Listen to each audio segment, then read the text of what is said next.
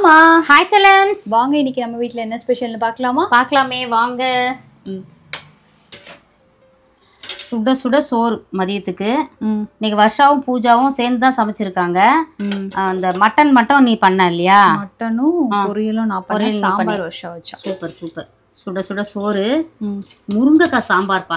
என்னமோ முருங்கைக்காய் சாம்பார் மேலே ஒரு ஆசை வந்துருச்சு. சாப்பிட்டே ரொம்ப நாள் ஆச்சு. 2 முருங்கைக்காய் எடுத்து வச்சிட்டோம். சூப்பரான ஒரு முருங்கைக்காய் போட்டு சாம்பார். 3 முருங்கைக்காய் தான் போட்டோம். இது பார்த்தீங்கன்னா மட்டன் தொக்கு. மட்டன் தொக்கு இல்லை, கிரேவி. இது கிரேவி சரியா?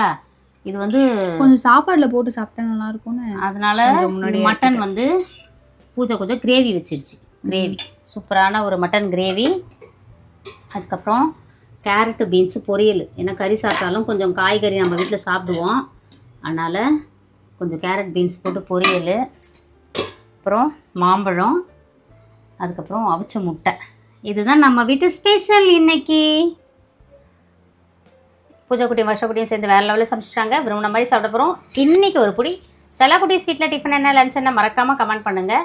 ஜெய்குட்டி வந்து இன்றைக்கி எக்ஸாமுக்கு போயிட்டு வந்துட்டான்.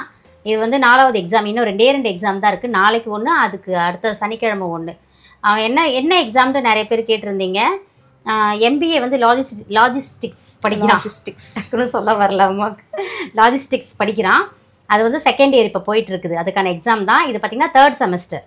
இன்னும் ஒரே ஒரு செமஸ்டர் தான் இருக்குது பட்டுக்குட்டிக்கு. அவன் அதை எழுதி பாஸ் பண்ணிட்டானா ஜெயபிரகாஷ் எம்பிஏ லாஜிஸ்டிக்ஸ் அப்படின்னு போட்டுக்கலாம். அது எவ்வளோ சந்தோஷம். அவனுக்கு எப்படி இருக்குன்னு தெரியல, எனக்கு நினைக்கும் போது அவ்வளோ மகிழ்ச்சியாக இருக்குது. ஏன்னா நான் படித்தது வெறும் 10ஆம் வகுப்பு தான் பாஸ் பண்ணியிருக்கேன்.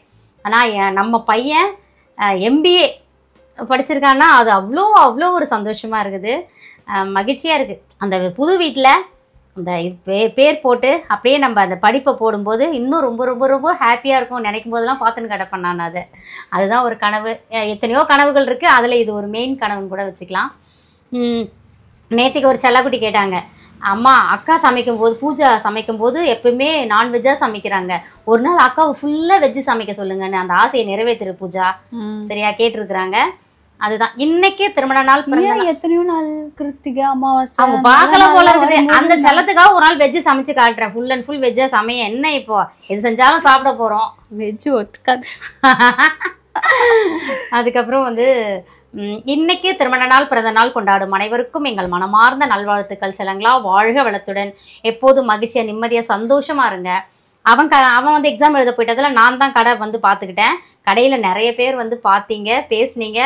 அதில் ஒரு தங்கம் வந்து ரொம்ப எனக்காகவே வந்தாங்களாம். கூடுவாஞ்சேரியிலேருந்து வந்திருக்கிறேன்னு சொன்னாங்க. லக்கு நீ இன்னைக்கு கடையில் இருக்க. ஆமாம், அதான் நான் சொன்னேன். தம்பி வந்து எக்ஸாம் போயிட்டதால நான் இருக்கேம்மா, இல்லைனா நான் வந்து அங்கே தான் இருந்திருப்பேன் அப்படின்னு சொன்னேன். எனக்கும் சந்தோஷமாக இருந்துச்சு. அதாவது இதுதான் சொல்கிறது, எண்ணம் போல் வாழ்க்கை. என்னை பார்க்கணுன்னே அங்கேருந்து வந்திருக்கிறாங்க, நான் இருந்திருக்கேன் கடையில். அவங்களும் அவ்வளோ ஹாப்பியாக போனாங்க. இன்னொருத்தவங்க கூட வந்தாங்களே, ஏங்க குன்றத்தூரில் தாங்க நான் இத்தனை வருஷமாக இருக்கேன், உங்கள் கடையை நாங்கள் இன்றைக்கி தாங்க பார்க்குறேன். ஏன்னா அவங்க இருக்கிறது திருமுடிவாக்கம் சைடில் இருக்காங்க, அதனால் பார்க்கலன்னாங்க. பாருங்கள், இனிமேலாச்சும் நம்ம கடை ஒன்று இருக்குது பாருங்கள்.